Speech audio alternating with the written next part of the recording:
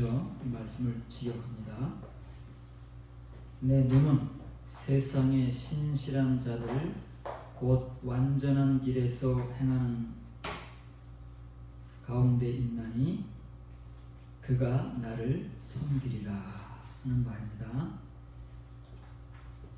시편 101편은 지금 사실 굉장히 어려운 무게감 있는 얘기를 하고 있습니다. 왜냐고 하면 지금 하나님께서 이 세상 가운데 어떤 사람들을 향하여 하나님의 시선을 두느냐면 신실한 자들, 에모님들입니다. 신실한 자들, 이 신실한 자들을 다른 말로 바꾸어 말하면 완전한 길에서 행하는 자들.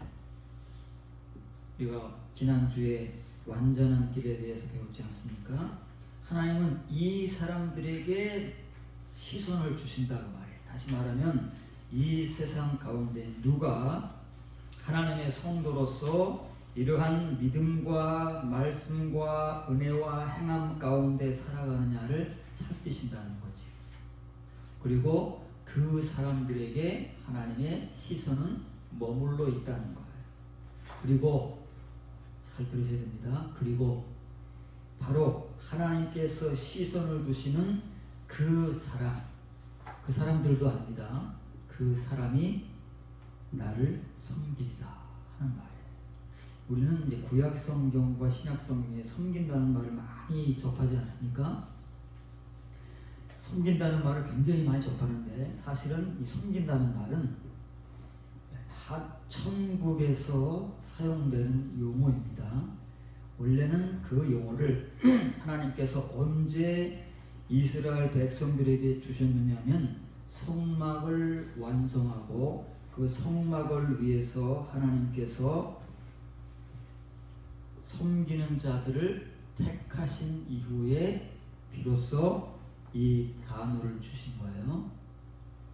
신약 성경에 오면 이 단어가 어떤 단어로 바뀌느냐 하면 바울이 서신서들을 통해서 전하고 있는 그게 사역, 디아코이노가 된다. 그걸 말하는 거예요.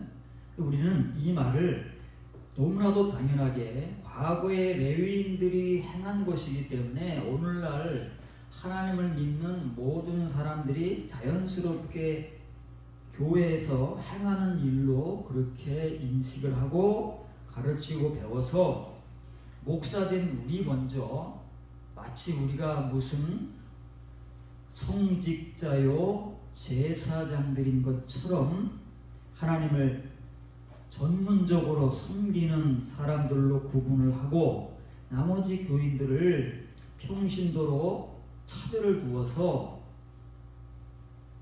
목사된 우리들의 섬김과 교인된 평신도들의 섬김이 마치 다른 것처럼 그렇게 말하지만 그 우리가 알고 있는 섬김이라고 하는 것은 똑같은 겁니다. 칭 위에 섬김이 머물고 있는 거죠. 그래서 오늘 우리가 배울 말씀은 이 샤라트라는 단어를 통해서 구약 성경, 신약 성경과 본질은 같습니다.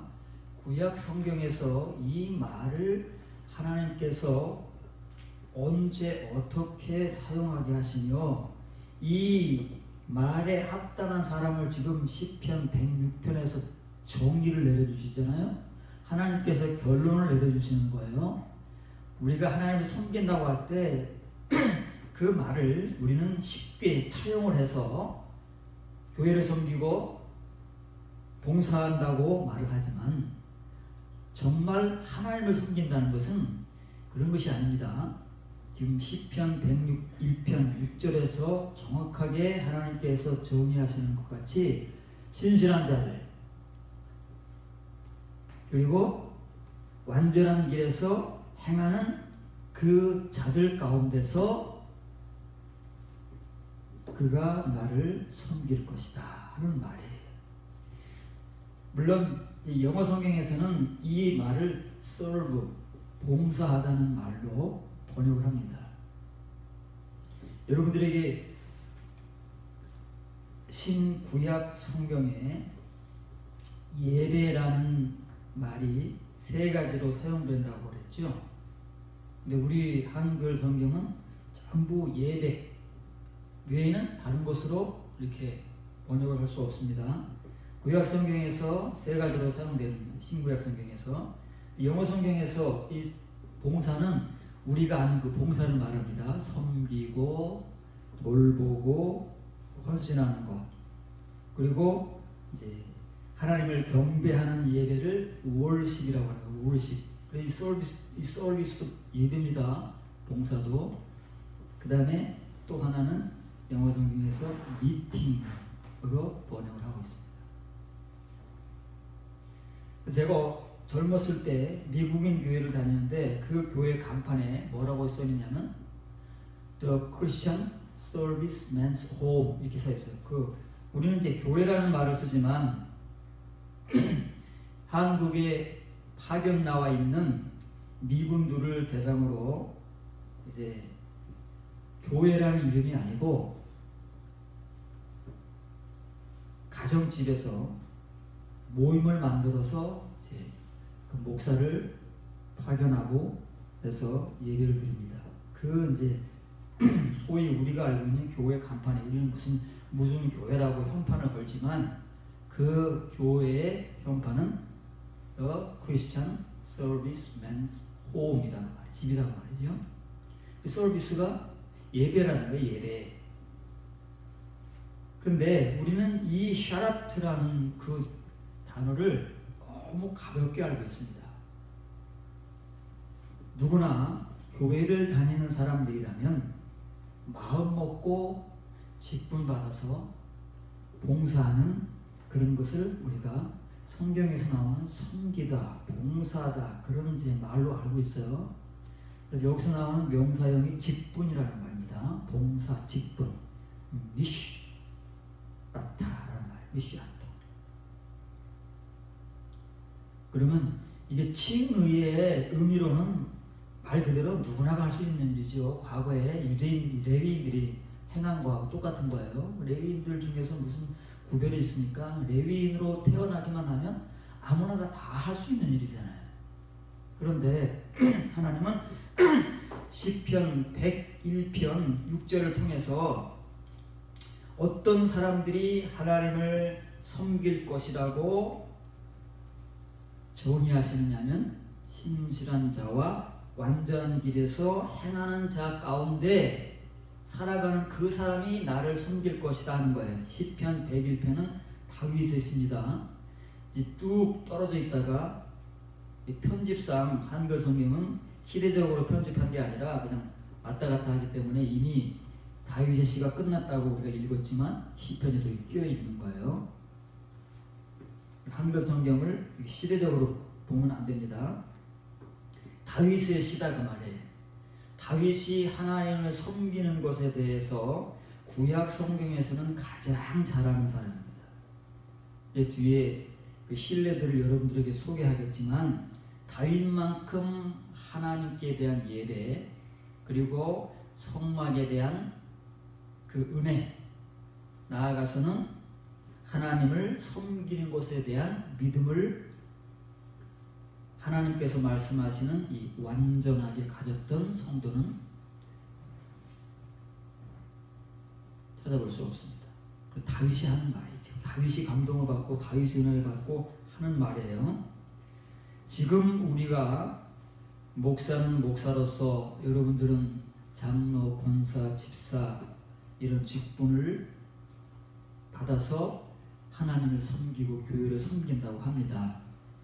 그런 우리의 섬김은 과거 레위인들이 어떤 구별이나 차별 없이 누구나 할 수 있었던 그런 섬김과 봉사를 말하는 것이고 오늘 본문에서 섬기다고 하는 이 말은 그런 우리가 하는 섬김이 아닙니다. 누가 섬긴다고요?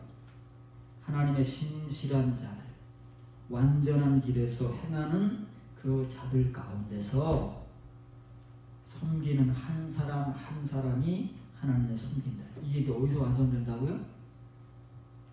요한계시록에서 완성되는 거예요. 이미 하늘나라에서는 이렇게 하나님의 천사들과 성도들이 이 일을 하고 있다고 말해요. 오늘 우리가 이 섬김에 대한 무게감과 은혜를 더 깊이 알고 우리가 시편 101편 6절을 통해서 하나님을 섬기는 자, 이제 하나님께서 세상을 살피신다 그러잖아요, 눈으로. 그럴 때 누구를 보시겠어요? 이렇게 예샤테니, 나를 섬기는 성도가 누구인가를 찾으신다고 말해요.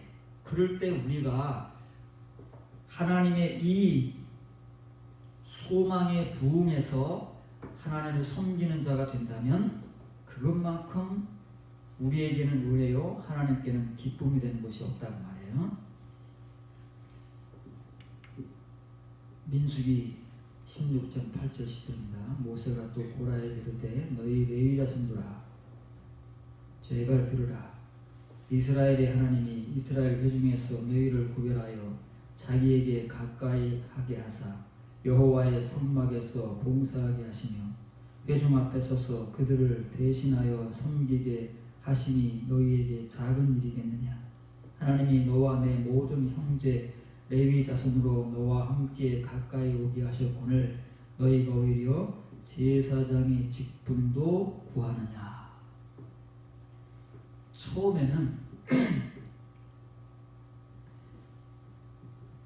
레위인들은 성막을 직접 섬기는 제사장 역할을 하지 않았습니다. 초기의 제사장은 아론과 그의 아들들만 하게 돼 있고 나머지 레위 지파의 사람들은 성막을 봉사하는 거예요. 이 당시에는 성막이 수시로 이동을 했잖아요. 그럴 때 성막의 기구들을 짊어지고 나르는 일을 했다고 말해요.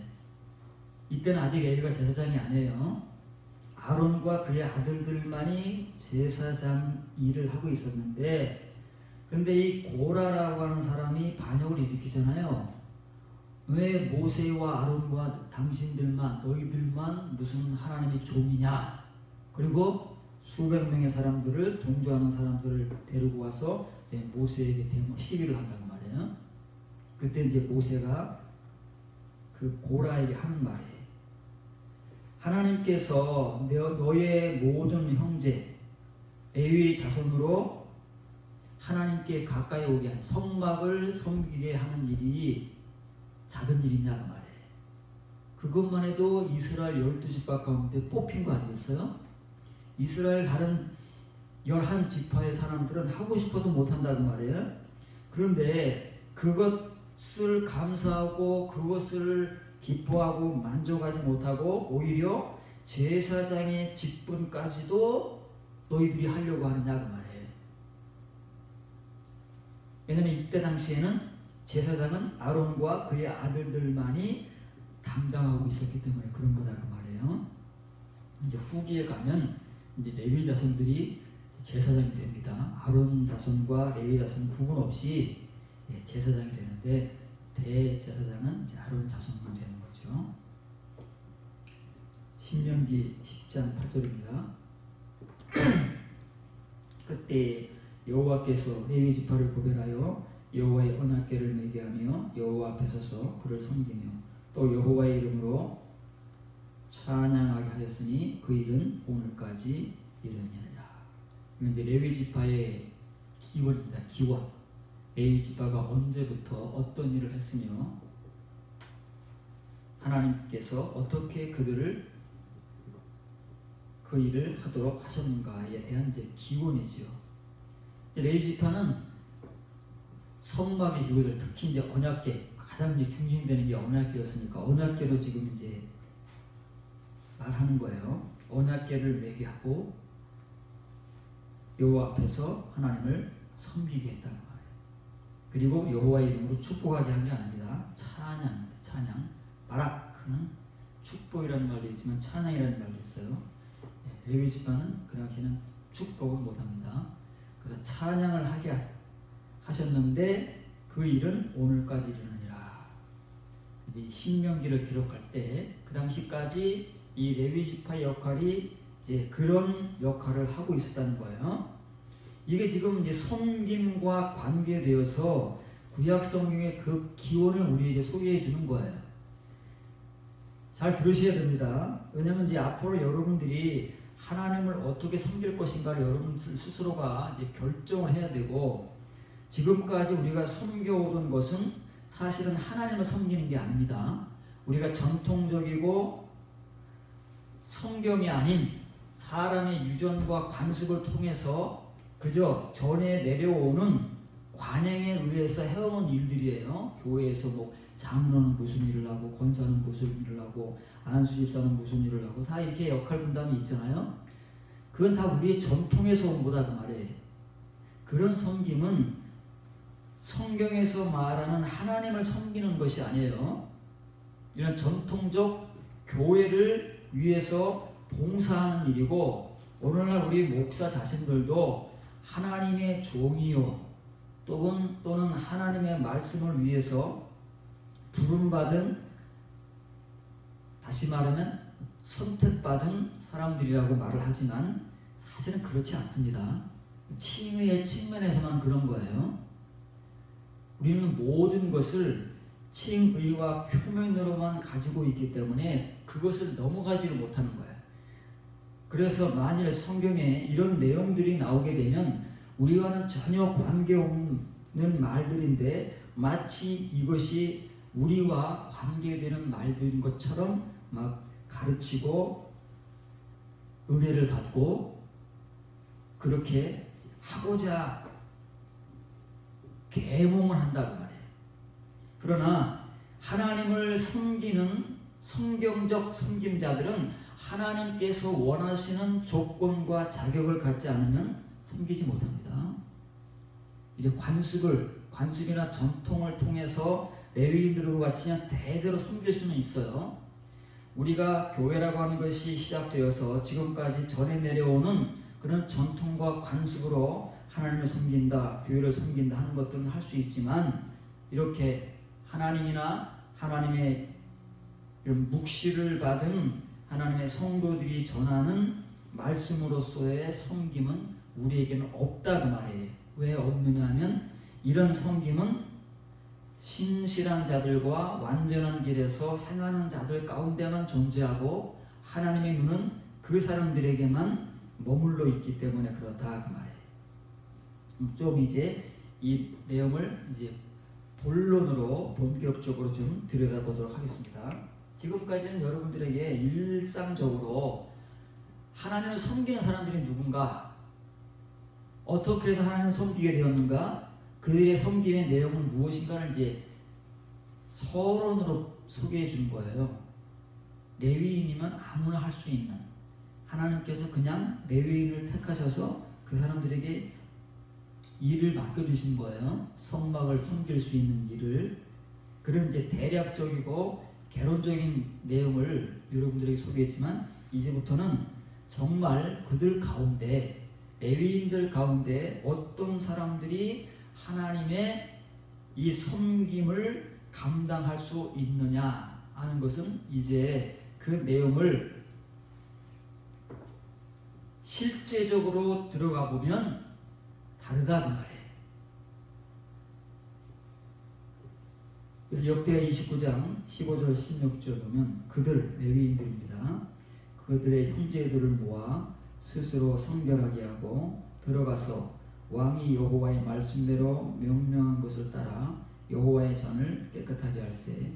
제사장들도 여호와의 전 안에 들어가서 깨끗하게 하여 여호와의 전에 있는 모든 더러운 것들을 끌어내어 여호와의 전 뜰에 이름에 레위 사람들이 받아 바깥 기드론 시내로 가져갔더라. 히스기야 시대. 구약 성경에서 이런 성전 개혁을 한 경우는 두 번밖에 없어요.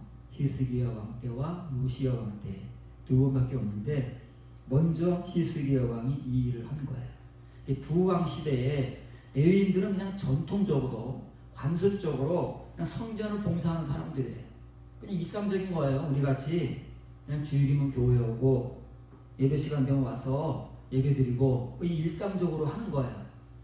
거기에 어떤 특별함이나 아니면 하나님께서 우리에게 요구하시는 어떤 그런 자격 같은 것은 따지지 않아요. 그렇지 않습니까? 뭐 목사 되는데 뭐 특별한 자격이 있습니까? 교인 되는데 뭐 특별한 자격이 있고 봉사하는데 특별한 자격이 있습니까? 그냥 늘 평상시대로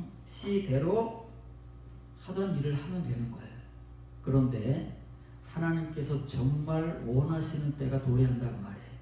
더 이상 우리가 평상시대로 섬길 수 없고 하나님의 성전을 성결한 성전으로 만들고 그 성결한 성전을 섬기려면 자격이 오겠다는 거예요. 그걸 얘기하는 거예요. 그 전까지 이 레위인들은 이런 일이 없었어요. 한 번도. 히스기야 이전, 다윗 이후 히스기야 시대까지 이런 일이 없었다고 말해. 수백 년 동안. 그런데 그 시간들 속에서 성전이 타락하고 더러워지고 불결해졌다고 말해. 누구 때문에? 이스라엘을 통치하는 왕과 그 왕의 아부하고 타협해서 하나님을 섬긴다고 성전을 섬긴다고 하는 레위인들에 의해서 제사장들에 의해서 성전은 더럽고 불결해진 거예요. 그걸 지금 하나님께서 히스기야를 통해서 완전히 뒤집어 엎는 거예요. 그러면 성전이 어떻게 됩니까? 지금까지는 더러워지고 불결한 채로 시대를 이어왔지만 더 이상은 안 된다는 거예요. 이 일은 누가 하시는 거예요? 하나님이 하시는 거예요. 히스기야라는 하나님의 사람을 통해서 하나님이 하시는 일이에요. 성전은 눈에 보이는 건물이지만 영적 의미로는 하나님이잖아요. 하나님을 그렇게 믿는다고 하면서 멸시하고 무시하고 더럽혀 온 거예요. 누가? 하나님 백성들이. 그러면 하나님께서 참다 이렇게 히스기야 같은 왕을 세우셔서 지금까지 더러워지고 불결해졌던 성전을 정결하게 하고 하나님을 다시 보여주시는 거예요. 그럼 어떻게 돼요? 그 하나님과 성전을 섬기던 레위인, 제사장들이라고 일컫는 레위인들이 어떻게 된다고요? 똑같아지지 않으면 절대 이제부터는 레위인 짓도 제사장 짓도 못해 먹는다는 말이에요. 지금까지는 그러지 않아도 얼마든지 해 먹었어요. 왜? 누가 뭐라고 하지 않아요? 같이 더럽고 불결한 채로 하나님의 이름을 부르고 섬기면서 성결과는 전혀 관계없는 모습을 가지고 살아가도 아무도 이의를 제기하지 않는다 그 말이에요. 그런데 언제 이의가 제기돼요? 하나님께서 이 성전을 성결하게 하시고자 하실 때, 그래서 성전 성결을 위해서 하나님이 성결한 왕을 세우실 때, 그때가 되면 지금까지 일상적으로 섬기던 레위인 제사장들이 더 이상은 그렇게 못 섬긴다. 그래서 어떻게 해요? 한 번도 그래 본 적이 없던 이 레위 제사장들이 모든 형제들을 모아가지고 어떻게 한다고요? 스스로 성결하게 해야 돼. 자기들이. 왜? 성전을 성결하게 해야 되는데 지금까지의 상태로는 안 된다고 말해. 어림없어요. 분위기가 그래요. 분위기가 지금. 그러니까 자기들도 알아요. 감으로 느끼는 거잖아요. 이 레위인들이 성결해졌다는 게 아니에요. 지금까지 이 사람들은 히스기야 이전에도 제사장, 레위인으로서 제사장 노릇을 해오던 사람들이잖아요. 그때 이 레위인 제사장들이 뭐 자신들을 성결하게 하고 성전에 들어갔습니까? 그렇지 않았다고 말해요. 지금까지는 전혀 그게 문제가 안 됐는데 이제 하나님께서 성결 작업을 하시고 히스기야 왕이 눈에 불을 켜고 성전 성결 작업을 하는데 앞장서니까 분위기가 어떻게 돼요? 완전히 반전이 되어버렸어요. 그래서 그때까지 제사장 노릇을 하던 이 레위인들도 분위기를 알잖아요. 그래서 스스로가 정결하게 했다는 말이에요. 근데 이 성결은 어떤 성결이에요? 내적 성결이 아니라 외적 성결을 했다고 말이에요. 그렇게라도 해야 되니까. 그렇게라도 하지 않으면 성전 성결을 하는데 참여할 수가 없어요. 박탈당할 수도 있어요. 이게 바로 하나님께서 원래 성막 시대부터 허락하셨던 레위인들에 대한 섬김이다. 성결의 성결, 하나님의 성막, 성전, 교회, 이 하나님의 것을 섬기는 데 가장 선행되는 것이 성결이다. 성결이 없으면 사람의 일입니다. 사람의 일은 누가 간섭하지 않아요. 누가 지적하지 않습니다. 그러나 하나님의 일은 반드시 지적을 당하고 요구를 당합니다. 왜냐하면 하나님의 일은 성결하지 않으면 할 수 없는 일이기 때문에. 그래서 하나님께서 아론을 이스라엘의 대제사장으로 삼으시고 위임식을 거행하잖아요. 위임식을 거행하기 위해서 하나님께서 임의로 옷을 만들어서 그 규격과 격식대로 아론에게 입히지 않습니까? 그리고 맨 마지막에 머리에 관을 씌우고 그 이마에 띠를 두르잖아요. 앞에 보석을 달고 띠를 두르는 거예요. 그 띠에다가 글씨를 새기라고 그러잖아요. 뭐라고 새겨요? 여호와께 성결. 이거예요. 하나님의 뜻은 처음부터 끝까지 요동하지 않습니다. 흔들지 않습니다. 너무 분명한 거예요. 구약 성경에서는 이게 아니다. 성막이 뭐라고요? 하늘나라의 원형에 대한 모형이라고 그러잖아요. 예루살렘 성전도 하늘나라 새 예루살렘의 모형인 거예요. 이미 하늘나라에서는 성결하지 못한 사람들은 들어올 수가 없어요. 다 쫓겨납니다. 성결하다고 인정된 자, 신실한 자들, 완전한 길에서 행하는 자들이라고 인정받은 사람들이 하나님 곁에 있기 때문에 그 사람들은 하나님의 성결을 이룬 사람들이다 그 말이에요. 그래서 지금 이 일을 하는 거예요.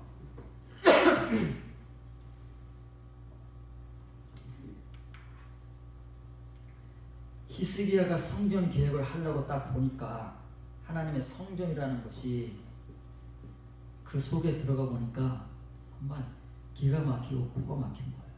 하나님의 성전 아닙니까? 성전. 성전이 뭐예요? 거룩한 건물이잖아요. 그럼 말로라도 거룩한 성전이 성전이면 거룩한 건물이고 거룩한 장소 곳이잖아요. 그러면은 그럼 그렇게라도 최소한이라도 뭐 청소를 하든 요즘 우리 같이 교회 청소를 하든 뭐 이렇게라도 유지를 해야 될 거 아니겠습니까? 그런데 그 성전 안에 뭐가 있다고요? 온갖 더러운 것들이 이 그 더러운 모든 것들이 더럽다고 칭함받을 수 있는 모든 것이 다 성전 안에 있다는 거예요. 이 성전입니까? 이 성전이에요?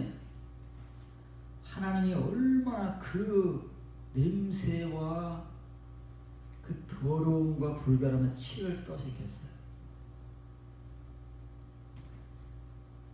히스기야, 요시야를 통한 성전 개혁은요, 하나님께서 우리를 심판하시는 예표예요. 예표. 이때까지 하나님의 백성들과 제사장들은 하나님의 성전을 중심으로 해서 이스라엘 나라를 중심으로 해서 왕, 제사장, 왕은 나라, 제사장은 성전을 중심으로 잘 먹고 잘 살았잖아요. 서로 타협하고 함께 타락해서 서로가 전혀 문제가 없어요. 그렇게 살아오지만 하나님께서 더 이상 그 더러움과 불결함을 참으실 수 없을 때는 어떻게 돼요? 성전을 뒤집어 엎어야 돼요. 그 일을 하시는 거예요 지금. 그 모든 것들을 어디서 발견한다고요? 성전은 베이트가 성전이잖아요. 또 미크다시가 또 성막이잖아요. 근데 이 구약 성경에서 헤이칼이라는 단어가 사용되면은 이것은 왕궁이라는 말로 사용되는 단어예요. 왕궁. 하나님의 성전이라는 것은 하나님 나라에서 하나님이 거하시는 곳이에요. 하나님의 왕궁이다 그 말이에요. 우리는 좁은 의미로 성전이라고 이해를 하지만 굳이 하나님께서 이런 과정을 통해서 하나님의 성전이라는 말로 번역되는 단어가 여러 가지가 있지만 이 헤이컬이라는 단어가 나오면 이것은 하나님의 왕궁을 말하는 거예요. 하나님의 왕궁이 어디예요? 하나님의 왕국이지요. 천국이지요. 이게 축소이라니까요. 성막이나 성전은 하나님 나라를 축소해서 이스라엘 백성들과 우리들에게 보여주는 거예요. 그런데 만일 우리가 그 의미를 제대로 알지 못하고 지금 우리가 건물인 교회라고 부르는 이 건물을 교회라고 하면서 이런 의미대로 하나님께 유지하거나 관리하지 못하면 이렇게 된다고 말이에요. 옛날 성막 시대, 성전 시대에만 이런 일이 있었나요? 오늘날 그대로 교회 시대에 우리 교회 안에 교회라고 일컫는 이 건물 안에 별별 일들이 다 일어나잖아요. 온갖 더러운 것들이 다 점령되어 있어요. 사람의 것들이. 이 더럽다고 하는 것은 사람의 것들입니다. 하나님의 것이 아니고 하나님께서 성막과 성전 안에 배치해야 될 것들을 특정해 주셨잖아요. 그것은 하나님의 것이에요. 최소한의 하나님의 것. 사람이 무슨 창하라거나 고안하거나 설계해서 만들어 놓은 것이 아니라 하나님께서 모세에게 그대로 보여주신 대로 명령하신 대로 최소한의 필요한 것들만 들여놓은 거잖아요. 진설병, 상, 등대, 등불, 분향단, 언약궤, 뚜껑, 그릇, 이게 전부다 그 말이에요. 최소한의 것이에요. 그러니까 사람들의 것이 아니다 그 말이에요. 사람들의 것을 들여놓을 수 없는데 이렇게 이스라엘 백성이 타락한 시대에는 하나님의 성전 안에 하나님의 이 왕궁 안에 온갖 사람의 것들이 들어온다. 하나님께서 정해주시지 않은 사람의 것들이 진을 치고 있어요. 오늘 우리 교회 시대가 그렇다. 우리가 입으로는 하나님 부르잖아요. 하나님의 영광을 말하고 하지만 이 시대의 성전의 모습이나 오늘날 우리가 교회라고 부르는 건물의 모습이 동일하다니까요. 다르다고 생각하면 안 됩니다. 그러면 이 시대에 하나님께서 만일 누군가를 세우셔서 교회를 개혁한다 라고 할 때 누구를 세우시겠어요? 성결한 사람을 세우신다. 그러면 그 성결한 사람과 더불어 교회를 개혁하기 위한 사람들은 누구예요? 네, 스스로 성결한 사람들입니다. 성결하지 않으면 하나님을 섬기는 일은 할 수 없어요. 그냥 섬기는 것은 아무나 할 수 있습니다. 그러나 이렇게 하나님께서 하나님의 것을 정말 요구하실 때 그 앞에 누가 설 수 있겠어요? 그런 사람이 되지 않으면 설 수가 없다. 이게 지금 슈라트라는 섬기다라는 의미예요. 미슈라타 하나님의 섬김, 직분이라는 것이 무엇인가를 우리에게 보여주는 거다라는 말이에요. 에스겔 44장 15절입니다. 이스라엘 족속이 그릇 행하여 나를 떠날 때에 사독의 자손 레위 사람 그 제사장들은 내 성소의 직분을 지켰은즉 그들은 내게 가까이 나와 수종을 들되 내 앞에 서서 기름과 피를 내게 들을지니라. 주 여호와의 말씀이니라. 말씀이라는 말은 엄숙한 경고의 말씀, 내 운이에요. 이건 하나님께서 하시는 말씀. 이건 다른 사람은 안 돼요. 그러면은 그 당시 제사장이 사독밖에 없을까요? 사독의 자손들밖에 없을까요? 어느 시대에나 레위인들은 많다니까요. 모세 시대 레위인이 20세 이상 레위인이 몇 명이라고요? 2만 명. 그러면 이 시대에는 더 되겠죠. 그렇죠? 최소한 2만 명 더 된다고 말이에요. 그런데 하나님께서는 에스겔 선지자에게 지금 묵시의 말씀을 주시는 거잖아요. 새 성전. 하나님께서 이렇게 정결하게 성결하게 세우신 이 성전에는 누구만 제사장 역할을 감당할 수 있다고요? 사독과 그의 후손들만 할 수 있다. 왜 그럴까요? 사독이 어떤 사람이고 뭔 일을 그렇게 하나님께 잘 보였길래 이게 사독 하면 안 돼. 궁금하지 않습니까? 우리가 이 에스겔서를 통해서 하나님께서 왜 이런 말씀을 하시는지, 이런 말씀을 하시게 되는 배경과 원인과 결과가 무엇인가 우리가 살펴보지 않으면 성경은 우리가 별로 관계가 없는 거예요. 우리는 이러지 않으면서도 열심히 하나님을 섬기려고 막 우리 나름대로 애를 쓰고 우리 나름대로의 전통과 관습을 가지고 행하지만 하나님께 상달이 안 되는 거예요. 그건 우리끼리의 봉사, 우리끼리의 섬김으로 끝난다는 말이에요. 여기 하나님께서 수종을 들다라는 말이 있죠. 수종을 든다는 말이 뭐예요? 그게 샤라트예요. 시편 101편 6절에서 쓰인 그 단어가 똑같이 쓰인 거예요. 라 샤르타 테니. 이건 부정형으로 쓰였기 때문에, 부정사형으로 쓰였기 때문에 이렇게 쓰는 거예요. 샤르테니는 101편 6절에서 뒤 말과 똑같이요. 나를 섬기도록 그 말이 말이에요. 하나님을 섬길 수 있도록 하나님께서 뭐예요? 가까이 오게 하신다는 말이에요. 그러면 우리 마음대로 가까이 갈 수 있어요? 하나님께서 허락도 안 하셨는데 허락도 안 받고 하나님께 가까이 오면 다 죽는다니까요. 그런데 하나님께서 이렇게 허락을 하시면 하나님을 섬기도록이에요. 섬기도록 허락을 하시면 하나님께 가까이 나올 수 있는 사람들이 있어요. 그런데 새 성전 시대에는 사독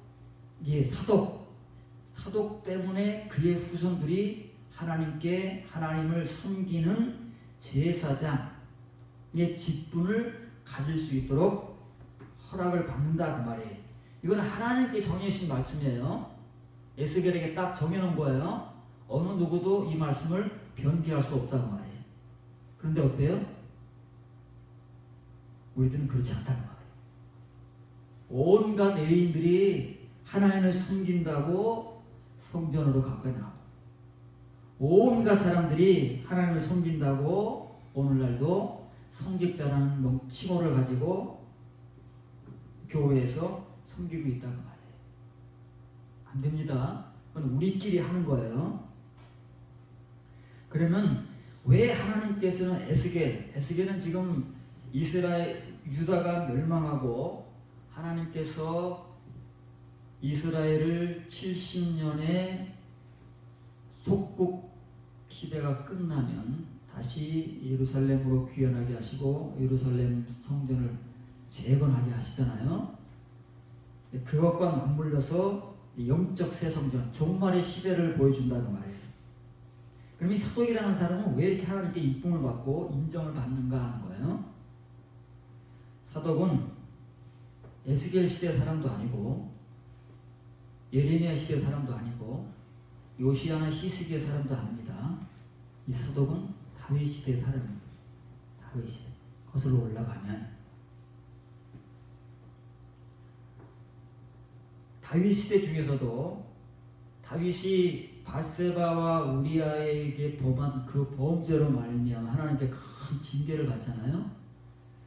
그래서 압살롬이 반역을 일으켰을 때 다윗은 하나님께서 자기에게 주시는 징계로 달게 받으면서 신발도 신지 못한 채 맨몸으로 도망갑니다. 얼마든지 제압할 수 있었음에도 불구하고 도망가는 거예요. 그때 이 이스라엘의 제사장이 바로 사독이다.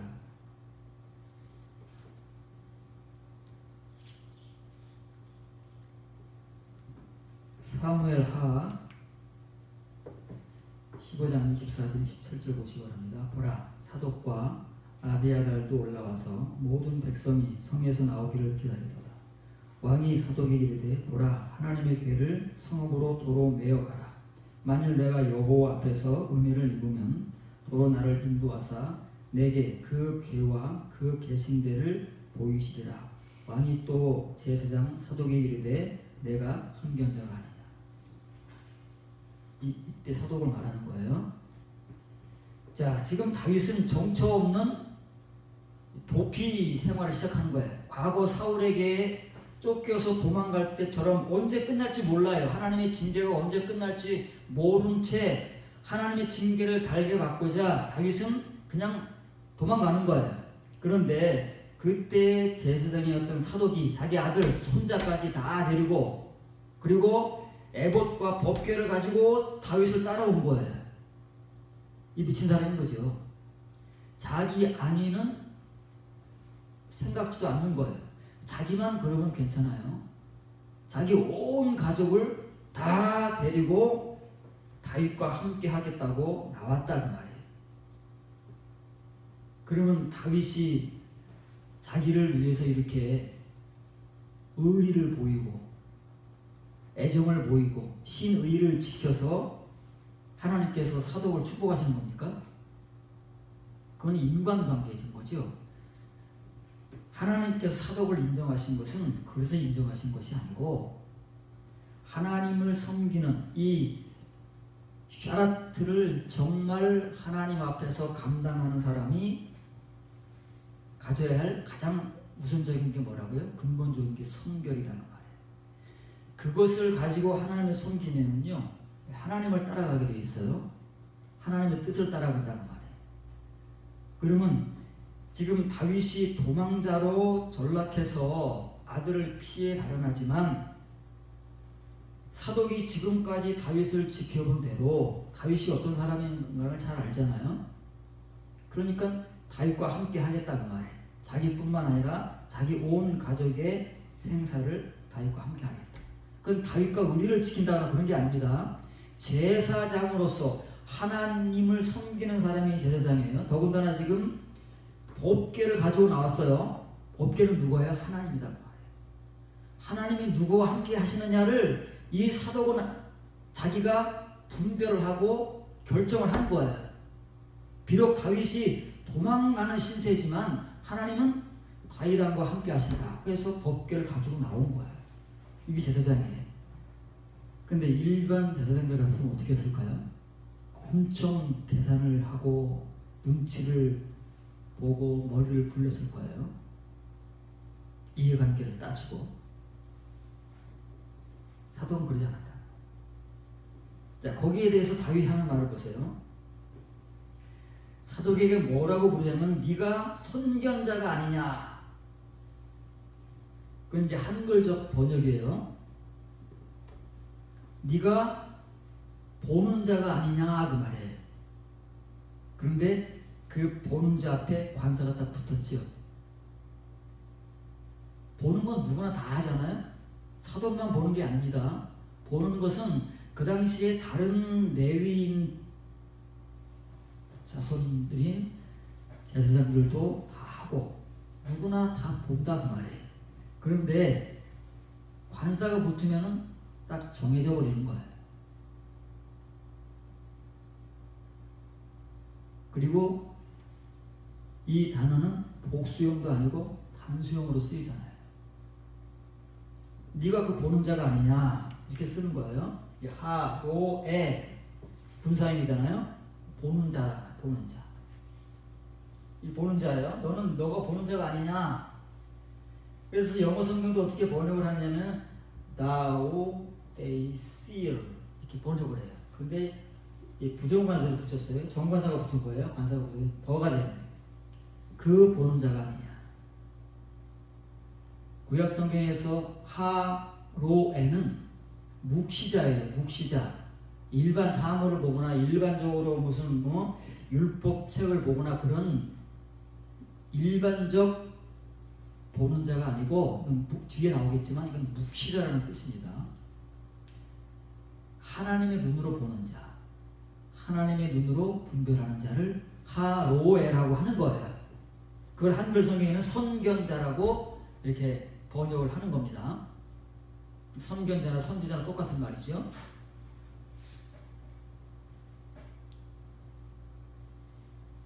다윗이 사독을 이렇게 인정합니다. 그러면 사독 제사장이 하나님께서 지금 누구와 함께 하시느냐를 결정하고 판단할 때 자기의 믿음으로 판단할 거 아니겠습니까? 그래서 하나님은 다윗 왕과 함께 하신다라고 믿고 법궤를 들고 나와버린 거예요. 그 뭐 뒤는 생각 못해요. 자기 뒤의 결과가 어떻게 되든 하나님을 보고 가는 거예요. 그랬더니 다윗 역시도 사독을 인정하기를 너는 그 보는 자가 아니냐. 앞을 봐야지. 지금 현실을 보면 어떻게 하느냐. 당신은 하로에가 아니냐. 그러니 하나님께서 반드시 나를 다시 왕궁으로 돌아오게 하실 것이다. 그때를 위해서 법궤를 가지고 다시 돌아가서 하나님의 법궤를 지켜라 라고 하는 거예요. 그러니까 사독과 다윗 두 사람의 이 관계는 서로가 서로를 인간적으로 인정하는 게 아닙니다. 하나님을 중심에 놓고 다윗 왕이 하나님께서 함께 하시는 왕이냐. 다윗의 입장에서 볼 때는 저 사독이 하나님의 눈으로 시대를 분별하고 상황을 분별하는 하로에냐 묵시자냐 이렇게 본다고 말해요. 이게 굉장히 중요한 말입니다. 이것이 하나님께서 그 가운데 거하실 때 가능한 거예요. 이것이 진정한 인간관계입니다.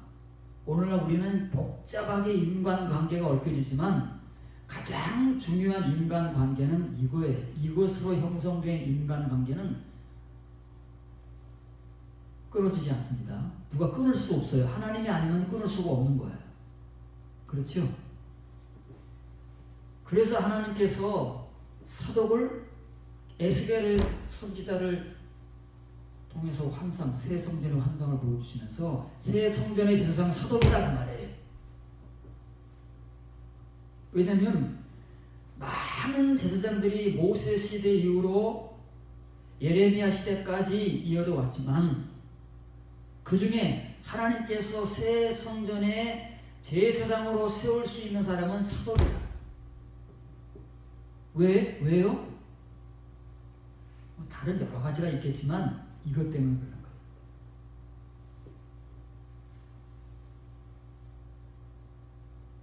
우리가 현실과 환경에 구애받지 않고 굴복하지 않고 지금 내가 하나님의 눈으로 내 현실을 보고 상황을 분별해서 믿음을 따라가고 그리고 그 결과가 나에게 아무리 나쁜 결과를 초래한다고 할지라도 하나님을 바라보고 나아가는 사람은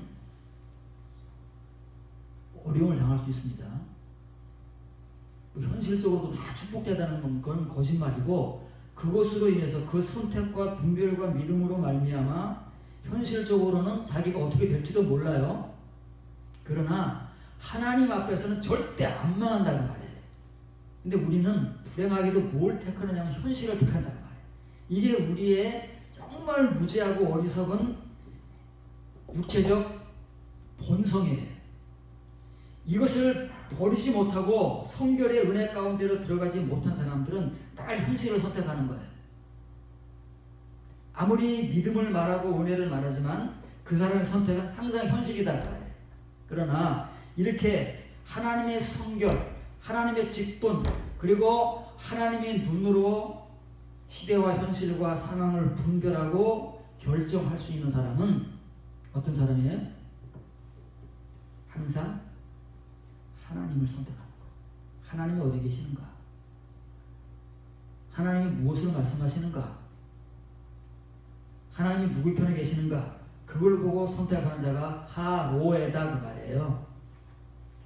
그런 사람을 하나님께서는 반드시 지켜주신다. 시대가 얼마나 흘렀습니까? 다윗부터 에스겔 시대까지 하나님 잊지 않는다니까요. 사람은 잊어버려요. 수백 년이 지나가면 누가 누구지 뭐 기억을 하겠습니까?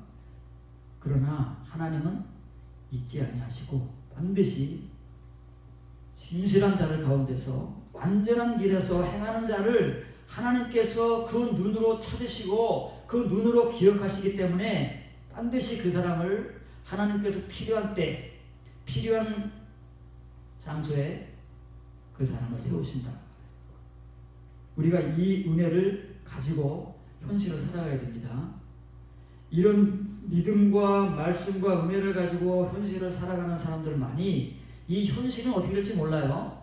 누가 담보해 주지 못합니다. 그러나 우리의 미래는 하나님이 담보해 주십니다. 현실은 담보해 주지 않아요. 왜 현실은 금방 지나가는 거니까. 그러나 우리의 미래, 우리의 영혼은 하나님이 담보해 주신다는 거예요. 근데 우리는 아직 오지 않은 저 세상에 대해서 관심이 없어요. 오직 현실에만 관심이 있기 때문에 그때 나한테 뭐 잘해주는 게 무슨 소용이겠어. 지금 당장 내가 필요한 게 이건데 하고 우리는 현실에 굴복하고 한다는 말이에요. 그럼 우리의 미래 역시 없는 거예요. 그런데 이런 선택을 하는 사람들은 누구만 한다고요? 하로에만 하는 거예요. 이게 특별한 제사장 아닙니다. 제사장만 이러는 거 아니에요. 제사장만 선지자고 선견자 아닙니다.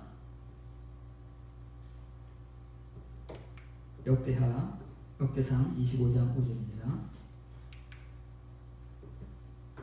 이는 다 헤만의 아들들이니 나팔을 부는 자들이며 헤만은 하나님의 말씀을 가진 왕의 선견자라. 하나님이 헤만에게 14아들과 3딸을 주셨더라. 헤만은 누구냐면 레위 지파 가운데 레위 지파가 이제 3가문이 있잖아요. 무라리, 고핫, 게르손. 모세 시대 때 레위 지파가 3가문이다 그 말이에요.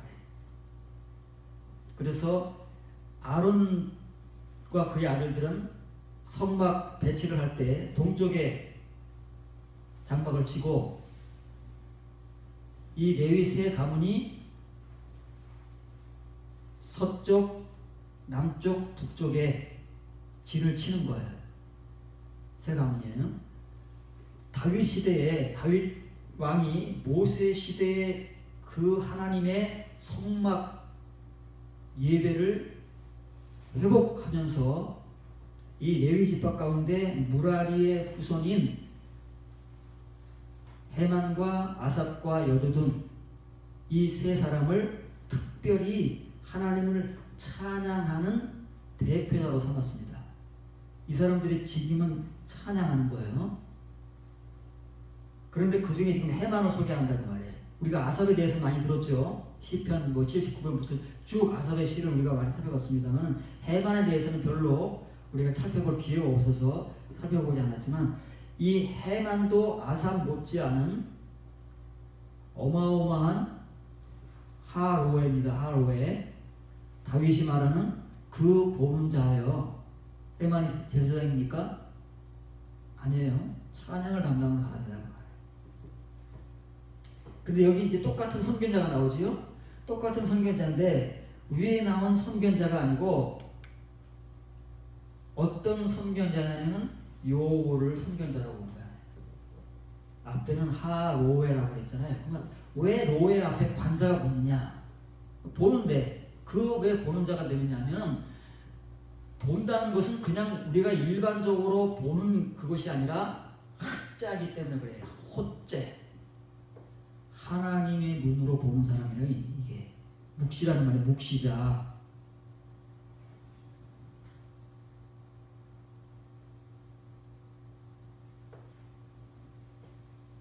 이런 사람들만이 시대를 분별하고 현실과 상황을 하나님의 눈으로 보고 판별해서 선택을 한다니까요. 그 사람이 누구라고요? 사독이라니까요. 가장 자기의 현실을 그 어려움 속에서 결정해야 될 때 하나님의 뜻, 하나님의 말씀을 근거로 해서 선택했던 사람이 사독이라는 말입니다. 하나님의 제사장으로서 그게 직분자라니까요. 그것이 하나님을 섬기는 거다 그 말이에요. 그런데 이 해만이라는 사람은 제사장도 아니에요. 그냥 찬양을 위해서 새 가문 가운데 나팔을 부는 자, 나팔을 담당했어요. 그 당시에는 악기가 여러 가지가 있잖아요. 수금, 비파 이런 나오잖아요. 그 중에 나팔을 담당했다는 말이에요. 그런데 이 해만이라는 사람은 제사장도 아니고 선지자도 아닌 레위 지파 가운데서 평범한 사람이에요. 그런데도 불구하고 해만이 누구 시대 사람이라고요? 대답을 해보세요. 누구 시대 사람이라고요? 다윗 시대 사람이라잖아요. 그러면 그 왕의 선교는 누구의 선교자라고요? 다윗의 선교자라요. 사도하고 똑같다는 거예요. 다윗이 인정하는 선교자는 제사장으로서 사독이 있고 그 다음에 레위 지파 가운데 평범하지만 비록 나팔을 담당하는 가문이지만 해만이라는 사람은 이렇게 길게 그 사람을 소개해 줍니다. 구약 성경에 엘로힘이라는 단어 앞에 관사가 붙는 경우는 별로 없습니다. 왜냐하면 그냥 엘로힘은 하나님이니까요. 그렇죠? 그런 거예요. 그런데 이방신을 말할 때도 엘로힘이잖아요. 물론 그 뒤에 아하림이라는 수식어가 붙긴 하지만 엘로힘이다 그 말이에요. 근데 이 엘로힘 앞에 관사가 딱 붙어버리면은요, 이거는 구약 성경에 몇 번 나오지 않아요. 그 하나님 중에서 그 하나님은 바로 이 묵시를 주신 하나님이다. 합정 이사야의 묵시라, 스바냐의 묵시라. 묵시라는 말이 한글 번역으로 나오잖아요. 거기다 합존이라는 말에 그걸 보는 자다 그 말이에요. 이 합자는 본다라는 말인데 라아 같이, 라아는 우리의 눈으로 보는 것이고 이 합자는 하나님의 것을 보는 거예요. 사람의 것을 보는 게 아니고 하나님의 것을 볼 수 있는 눈은 하나님의 눈밖에 없잖아요. 그것을 사람에게 주신다고 말해요. 근데 해만이 그런 사람이다 그 말이에요. 그런데 이렇게 하나님의 눈으로 해만이 보기까지는 무엇을 통해서 이런 사람이 됐느냐면 이걸 통해서는 거예요. 이들의 말씀, 나발의 말씀들을 통해서. 한글 성경에는 그런 내용이 안 나와요. 하나님 말씀을 가진이라고 나와요. 하나님 말씀은 같습니까? 그래서 영어 성경에도 in the word of God 이렇게 써 있습니다. God 앞에는 이제 영어는 대명사를 쓰지 정관사를 안 붙이잖아요. 그런데 히브리어는 관사를 붙여놨습니다. 그 하나님의 말씀으로, 그 왕은 다윗왕입니다. 특정한 왕이에요. 어떤 일반적 왕이 아니에요. 어떤 한 왕이 아니고 그 시대 왕 다윗. 그 왕, 그 하나님이에요. 그 하나님, 그 왕. 다윗과 하나님. 왕의 호재 선교사다. 이렇게 제사장이든 아니면 평범한 찬양을 담당하는 사람이든 그 시대에는 하나님의 은혜를 통해서 선견자로 서는 사람은 특정하게 한정된 것이 아니라 이렇게 이 사람도 저 사람도 나올 수 있는 거예요. 그래서 구약 성경에서는 해만, 아삽 이런 사람들을 선지자라고 하는 거예요. 다윗도 선지자라고 부르는 거예요. 아브라함도 선지자라고 부르는 거예요.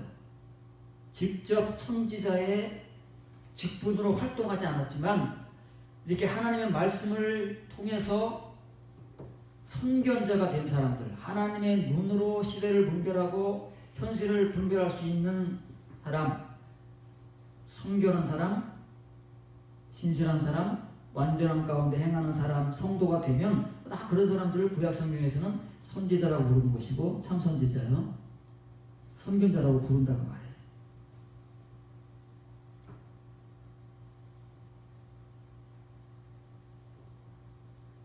그러면 하나님께서 새 성전에 사독만 필요하겠습니까? 성전을 섬기는 사람들이 많잖아요. 그럼 사독과 그의 이제 후손들을, 사독 때문에 그의 후손들의 선택을 받는 거잖아요. 그러면 그 사람들로는 한계가 있잖아요.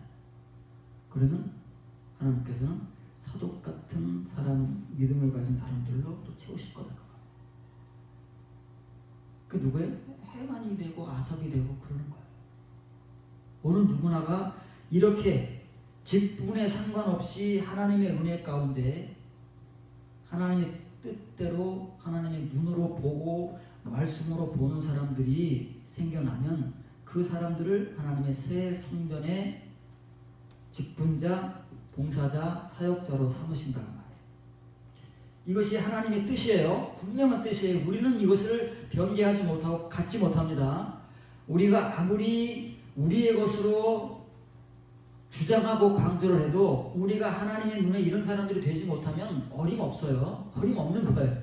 그럼 우리끼리 강조하고 주장하는 것이지, 하나님의 섬김과 직분은 하나님이 딱 정해놓으셨잖아요. 신실한 자들과 완전한 가운데 행하는 자들, 그 속에서만 나는 본다고 말해. 그 사람들만 찾는다고 말해. 그 사람들 중에서 사독을 뽑아내는 것이고, 해만을 뽑아내는 것이고, 아삽을 뽑아내는 것이고, 그 사람들만이 하나님을 섬기도록, 샤락하도록 하나님께 가까이 오도록 허락하시는 하나님의 성도라는 사실을 우리가 이해 못하고 깨닫지 못하면 그냥 사람 섬기다가, 건물 섬기다가 죽는다니까요. 하나님이 아닌 것들, 사람의 것들이 성전을 점령하고 교회를 점령한 그 시대에 뭐가 뭔지 분별을 못한 채 죽는 거야. 그렇게 시키는 일 하다가. 그럼 우리의 인생이 너무 불행하지 않습니까? 평생을 바쳐서 신앙생활이라고 했다고 자부하는데 그 시간들이 헛되서는 안 되지 않겠어요? 올바른 것을 하고 하나님께서 원하시는 것을 했을 때 우리의 인생이 가치가 있고, 우리가 눈을 감을 때 편히 감을 수 있지요. 모르는 사람들은 모르지 편히 감겠지만은, 그러나 하나님 앞에 갔을 때는 상황이 완전히 달라질 수도 있다고 말해요. 이사야 56장 1절 2절입니다. 여호와께서 이같이 말씀하시기를, 너희는 공의를 지키며 의를 행하라. 이는 나의 구원이 가까이 왔고 나의 의가 나타날 것이니라 하셨도다. 안식일을 지켜 더럽히지 아니하며 그의 손을 금하여 모든 악을 행하지 아니하여 하나니 이와 같이 굳게 잡는 사람은 복이 있느니라. 파란색 들은 것 지겨웁니다. 이것 의입니다. 의를 행하는 사람은 행복하다. 축복이 아닙니다. 행복이에요. 행복. 이 사람은 자신의 더러움으로부터 안식일을 지키되 모든 악을 행하는 것으로부터 자기 손을 지키며 그것 의를 굳게 붙들리라. 이게 성결하고 같은 거예요. 성결과 의는 동의어입니다. 하나님 앞에 성결을 이룬 자, 그리고 의를 가진 자는 하나님께서 하나님의 구원을 그 사람에게 가까이 오게 하신다고 말해요. 하나님께 가까이 가는 게 구원에 가까이 오는 거죠. 가까이 가는 만큼. 바울도 그 말을 했죠. 이번 주일 때 로마 교회를 향해서 하나님의 구원이 가까이 온다 그 말이에요. 구원 받은 게 아니다 그 말이에요. 가까이 오는데 하나님께서 그 의를 나타내실 것이다. 구약 성경에 갈라라는 이 단어가 신약 성경의 아포칼리토와 같은 말입니다. 감추어져 있는 것, 덮여져 있는 것을 드러내는 거라는 말이에요. 이건 바울의 복음과 동일한 거예요. 로마서 1장 16절 17절과 동일한 거예요. 하나님의 의를 하나님께서 복음 가운데서 믿음에서 믿음에 이를 때까지 아포칼립토 하시는 거예요. 이게 지금 똑같은 말이에요. 묵시의 복음은 구약 신약 차이가 없어요. 시대가 멀리 떨어진다고 해가지고 구약 성경이 아닙니다.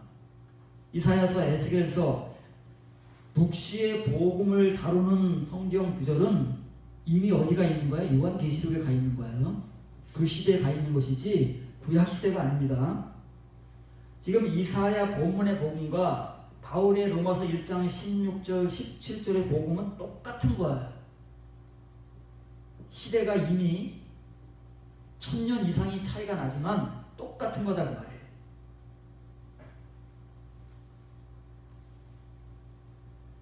그러면 하나님께서는 이 묵시의 복음을 통해서 하나님의 의를 이제 드러내실 거예요. 근데 어떤 사람에게 드러내시느냐면 의를 이루어가는 사람에게 그 의를 이루어가는 만큼 드러내실 거다 그 말이에요.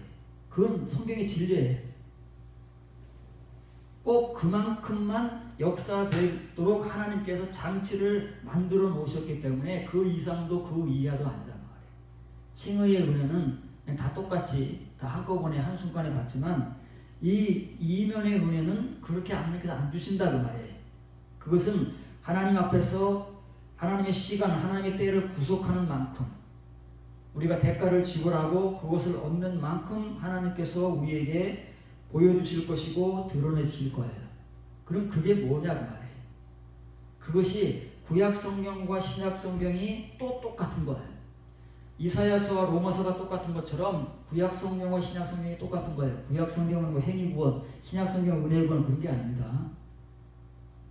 이렇게 하나님의 의를 이루어가는 사람은 그 당시 구약 시대의 이스라엘 백성들의 신앙생활의 중심이 뭐였어요? 그 근간이 안식일이잖아요. 안식일을 지키는 거잖아요. 근데 이스라엘 백성들이 안식일을 지키면서 뭐만 했어요? 제사만 드렸다. 그러니까 하나님께서 그런 제사는 더 이상 지겨워서 못 받으시겠다고 그러는 거예요. 하나님께서 안식일을 통해서 제사를 드리고 절기를 통해서 제사를 받으시기를 원하신 그 목적이 뭐예요? 하나님 백성들의 의를 통해서 그 이스라엘 백성들이 성결한 삶을 원하신 것인데 그 이면의 것은 관심도 없고 모르니까 허구한 날 제사만 드린다. 가축 잡아서 피만 흘리니까 그 피에 하나님께서 너덜머리가 난 거다. 하나님께서 원하시는 안식일은 이런 거다 그 말이에요. 어떻게 안식일을 지키느냐면은 그 의를 이룬 만큼 안식일을 더럽히지 않는다. 성전 안에 사람의 것을 가져다가 더럽히지 않는 것처럼 안식일을 더럽히지 않는 거예요. 그럼 안식일을 더럽히지 않는다는 것은 뭐냐면 악을 행하지 않는 거다 그 말이에요. 죄를 짓지 않는 거다 그 말이에요. 근데 이거는 관심이 없고 제사 드리는 데는 열심히 특심이에요. 오늘 우리들과 너무 똑같아요. 이런 데는 관심이 없으니까 예배 드리고 헌금하는 데는 열심히 특심해요. 그런 교회는 부흥하고 건물도 높아져요. 이게 전혀 시대가 흐르고 변해도요 사람의 본성은 안 바뀝니다. 하나님 믿느냐 안 믿느냐 그건 아무런 문제가 안 돼요. 이렇게 시대가 많이 흘렀는데도 이때 이사야 시대의 이스라엘 백성과 오늘날 우리가 어쩜 그렇게 같은지 다릅니까? 똑같다 그 말이에요. 이런 일들을 재현 반복하고 있는 것이 하나님을 믿는 백성들이다 그 말이에요. 그런데 하나님은 이사야를 통해서 분명하게 복음을 전하십니다. 하나님의 의는 분명히 하나님의 의를 따라 행하는 그 사람에게 그만큼 계시될 것이다. 열려서 보여줄 것이다. 그리고 그런 사람들은 반드시 안식일을 거룩하게 지키는데 더럽히지 않고 그 더럽히지 않고 거룩하게 지킨다는 것은 예배 시간 지키고 성수주의라고 한 번도 안 빠졌어. 그게 내 인생의 최고의 자랑이야. 이런 게 아니다 그 말이에요. 그런 것도 이제 기본적으로는 중요하지만 그것에 매몰되어 있으면 아무것도 아닌 거예요. 그러면서 내가 무엇을 하느냐가 중요하다 그 말이에요. 그것만 하고 내가 뭐 없어. 그러면 아무것도 없는 거예요. 그렇게 해야 하는 이유는 하나님 앞에서 하나님의 의를 이루며 성결을 이루어가는 그 성도의 선한 삶을 믿음으로 말씀으로 행위로 살아내는 것이 하나님의 뜻이고 안식일에 담아놓으신 목적이고 은혜고 진리다 그 말이에요. 그래서 이렇게 하는 사람, 이렇게 안식일을 붙잡고 이렇게 주의를 지키고 있는 사람이 뭐라고요? 그 사람이 행복한 사람입니다. 이 사람이 진짜 행복한 사람입니다. 앞에 것만 가지고 있으면은 반쪽짜리 불행한 사람이 될 수도 있어요. 이것을 앞뒤 양면을 가지고 겉과 속의 표면과 이면을 다 가지고 하나님의 말씀과 뜻대로 이렇게 살면 하나님께서는 그런 사람이 행복하도록 진짜 행복을 마련해 놓으셨어요. 우리는 행복을 추구하지만 우리가 추구하는 행복은 파란새잖아요. 어디에도 없어요. 사람마다 행복이 다르고. 그러나 하나님께서 우리에게 주시고자 하시는 행복은 분명히 존재하는 것이고 현실적인 것이고 사람에게서 이루어지는 것이다 그 말이에요. 근데 어떤 사람들에게서 이루어지느냐는 바로 이런 사람들에게서 행복은 이루어지는 것이고 이런 사람들은 행복을 가지고 살아가는 거예요. 현실과 관계없어요. 이렇게 사는 사람들이 중요한 것이고 이렇게 사는 현실이 중요한 것이지 이렇게 사는 것 때문에 내가 현실이 어렵다, 힘들다, 가난하다, 어쩌다 이런 것들은 상관이 없다 그 말이에요.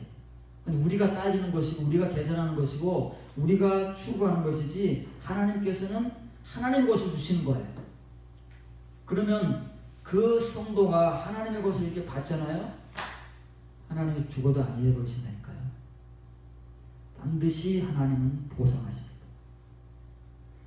이 세상에서 우리가 하나님을 위해서 잃어버린 것이 있다면 하나님 때문에 우리가 제대로 누리고 얻지 못한 것이 있다면 하나님이 보상했습니다. 그게 하나님 나라의